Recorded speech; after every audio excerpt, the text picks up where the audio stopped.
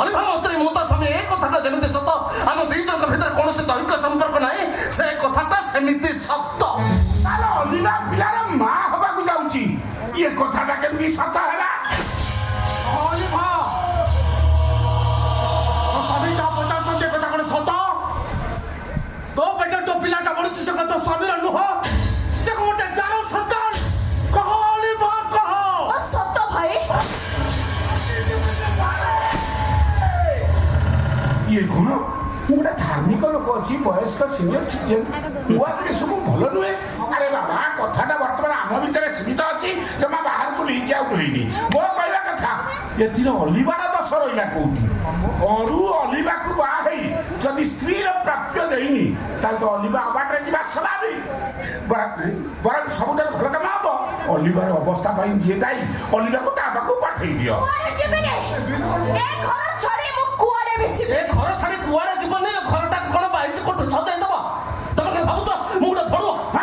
ଯୋଉ ସ୍ତ୍ରୀ ସ୍ୱାମୀ ଥାଉ ଅନ୍ୟ ପୁରୁଷ ସହିତ ସମ୍ପର୍କ ରଖି ପେଟରେ ପିଲା ଧରେ ତାକୁ କଣ କୁହାଯାଏ? ତମେ କହୁଛ ମୋ ସ୍ତ୍ରୀ ଦଲାଲ? ଏଇ ଭଲରେ କହୁଛି ମୋ ଆଖି ସାମ୍ନାରେ ଚୁପଚାପ ଚାଲିଯାଅ। ମୁଁ ଯିବିନି। ଯିବା ଭଲରେ କହୁଛି ମୋ ଆଖି ସାମ୍ନାରେ ଯାଅ। ମୋର ଏ ଅବସ୍ଥା ପାଇଁ ତମେ ହିଁ ଦାୟୀ। ମୁଁ କଣ କହିଥିଲି ପରପୁରୁଷ ସହିତ ତମକୁ ସମ୍ପର୍କ ରଖିବାକୁ? ମୁଁ କହିଥିଲି କୋଉ ଟୋକି ଭଲ ପାଇବାକୁ? बस ଭଲ ପାଇବା ତମେ ସେ ତମ ଛାଡ଼ିକି ପଳେଇବ ଗଲା ତାପରେ ତ ମଦ କାଉଣ୍ଟର ଖୋଲା ଅଛି ଆଉ ଗଲା ଚଲେଇଲା ମଦ ପିଆ ଚଲେଇଲା ଆଉ କଣ ତାପରେ କିଡନୀ ଖରାପ କରିବ ଏଠି ସେଠି ଗଡ଼ିବ ମୁଁ ତ ମାଇବ ଆଉ ହାତ ଧରିକି ବାହା ହେଇଛି ଆଉ ମତେ ହିକ ଦିଅ।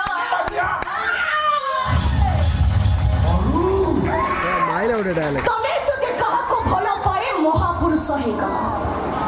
ମୁଁ ଯଦି କାହା ନା ହାତ ଧରିକି ଛାତିରେ ଲେଖିଦେଲି ଏତେ କଣ ମହାଭାରତ ଅସତ୍ୟ ହେଇଗଲା? बस ତମେ ଠିକ ମୁଁ हाँ ହେଲା ଆହୁରି ଠିକ ଜଲ୍ଦି ସେ ପୁରୁଷ ବାହାରକୁ ଚାଲିଯିବ। ତମକୁ ଛାଡ଼ିବ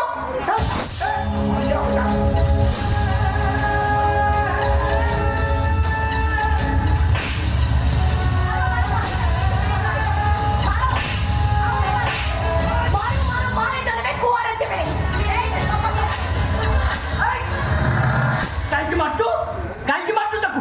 ଆରେ ସତ କଥାଟା ମୁଁ କହୁଛି ଶୁଣ। କଣ ସତ କହିବୁ ତୁ? ତୋ ଅପରେସନ ପାଇଁ 10 ଲକ୍ଷ ଟଙ୍କା ଦରକାର ପଡ଼ିଲା ଆଉ ସେଇ 10 ଲକ୍ଷ ଟଙ୍କା ପାଇଁ ତୋ ମାମୁଁ ମଧ୍ୟସ୍ଥିରେ ଅଲିଭା ଭାଉଜ ଜଣଙ୍କ ପାଖରେ ତାଙ୍କ ଦେହଟାକୁ ବିକ୍ରି କରିସାରିଛନ୍ତି।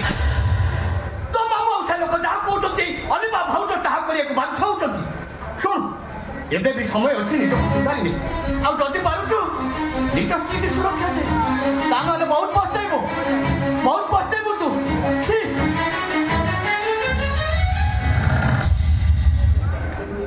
କଣ କହିଗଲେ ଏତେ ସବୁ ଘଟଣା ପାଇଁ ମୋ ମାମୁଁ ଦାୟୀ ତାହେଲେ ମୋ ଅଲିଭା